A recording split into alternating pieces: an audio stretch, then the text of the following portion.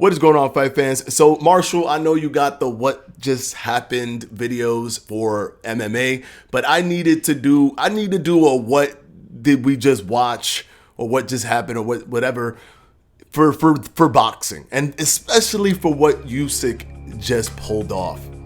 Fantastic. So, without any further ado, let's get right into it. This is Edward, and you're watching Boxing Fanatico.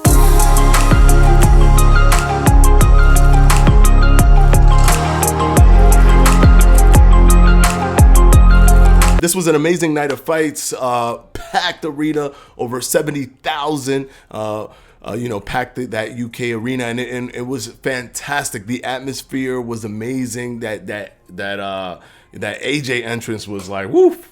My goodness, what am I watching? But it was super entertaining. You know, some questionable things happened regarding, for example, the Hatton fight. I definitely don't think he won that fight, and he should definitely take this as a loss and use this as a learning experience for what he's going to do moving forward. But let's talk about Usyk's performance. I told you guys, I was picking AJ to win, right? But this was by no means anything other than a 50-50 fight. Me picking AJ to win was essentially a coin flip of who, I think would win. And if you had to lean towards somebody, it would probably be AJ, considering it's in the UK. And if it goes to decision in a close fight, it'll lean towards AJ. But this was a true in its core and its essence, a true 50-50 fight. One thing that people just got to get out of their heads is a smaller guy fighting a big guy. Like that dynamic is going to cause this smaller guy to lose. That's not the case, because skills pay the bills. That's one of the reasons why I love seeing skillful fighters, because they can overcome any of these little, other artifacts of like, the guy's bigger, the guy's longer, the guy's taller, the guy weighs more, the guy has a big wingspan, the guy's legs are long, they can overcome all of that with skill. And that's what Alexander Usyk did. He overcame what AJ had with skill. Now, AJ still looked like AJ to me. Ain't nothing special that came out of him. He's a superstar, but most of his fights are back and forth, wars, where he tries to use his power and athleticism to get inside. And if you make it a fight, he'll make it a fight. It's one of those kind of things. AJ still looked robotic to me, still looks stiff. But this is how he always looked. It's not like Usyk beat a bad AJ per se. It's that Usyk beat that the AJ that we know, the one where he could pull out a win, but it isn't necessarily that he has those, like, that skill to the level of what Usyk or even a Tyson Fury has. But I mean, the fight was still a good fight. It wasn't that Usyk was dominating him. I had Usyk and AJ tied 4-4 after the 8th round. I had them tied. I gave Usyk the first round. It appeared to be an adjustment versus adjustment versus adjustment versus adjustment fight. Usyk just never ran out of tools in his tool belt. AJ ran out of tools in his tool belt. That straight left from Usyk in the beginning, AJ started to figure things out, slipping it, coming in, throwing out, his arm to deter that straight right from coming in. He started doing things to protect himself from the straight left. But Usyk found other things to do. Usyk started applying lateral movement. Usyk started coming inside and stepping back and slipping and catching him in different angles. Usyk was just too good, too smart. And I mean, if you don't have him in your top 5 pound for pound at this point, because before this fight, I didn't even have AJ in my top 10 pound for pound. I didn't have him there. But I did have Usyk number 9, right above Roman Chocolatito Gonzalez in my top 10 pound for pound list. Now I have him number 4. I have it Canelo, Terence Crawford, Inoue, Alexander Usyk.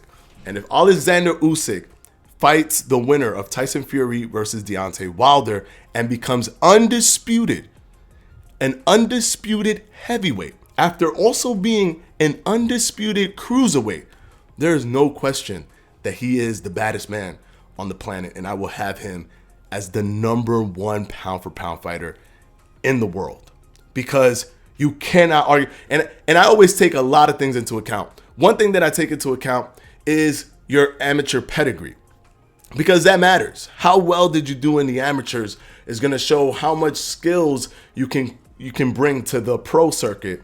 Sometimes people can't carry that skill over, but Alexander Usyk definitely can do that. And he's a gold medalist. That is the highest achievement that you can get as an amateur. So when people ask, well, how can they put, Lomachenko so high when he only has a few fights? It's because of his amateur pedigree. We understand that he's carrying so much in terms of his amateurs, that 2 gold medals for Lomachenko, that you can justify not having that many fights, but giving him that nod, that benefit of the doubt, that he does have this high skill ceiling. Usyk came with that gold medal, showed that high skill ceiling, won the tournaments, cleaned out the cruiserweight division, moved up, is still the smaller man by more than 20 pounds, and it doesn't matter. It never matters. It never matters, because he's just that skilled. And to have that much skill, so much in the heavyweight division is nearly unheard of. It's nearly unheard of. I'm gonna be very honest. I cannot wait to see. In my opinion, I think Tyson Fury will beat Deontay Wilder. So I cannot wait to see a Tyson Fury versus Alexander Usyk fight. I know a lot of people don't like it. A lot of people want to see like the guy go for the knife, but people go for knockouts and try to kill each other or whatever. I know that that's what people like. I like skill versus skill, and seeing 2 people just create multiple adjustments, try to outthink each other, and just play chess in the ring at a high level. To me, that's incredibly entertaining. And I think that Alexander Usyk versus Tyson Fury will be an amazing fight. And if that happens and Usyk wins,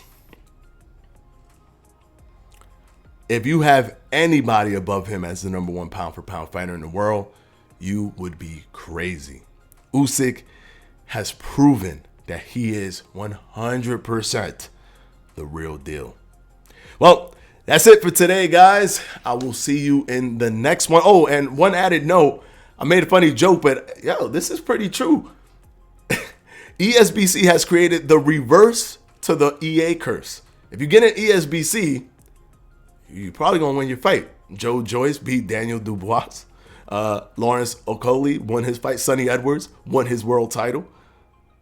Usyk just beat AJ.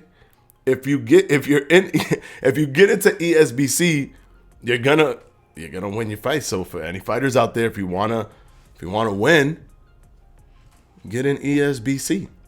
It's only gonna help you. It's the reverse to the EA curse. That's all I got for you guys. I'll see you in the next one. Peace.